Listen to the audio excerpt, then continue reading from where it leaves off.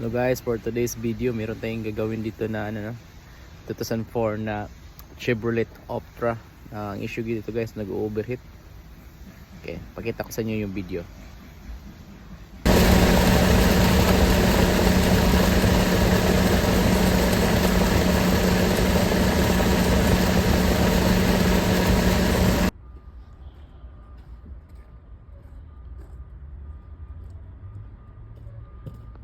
Alright, so bago pala natin tanggalin yung cylinder head guys, i-prepare muna natin yung mga gagamitin natin mga tools, mga kagamitan sa panagat.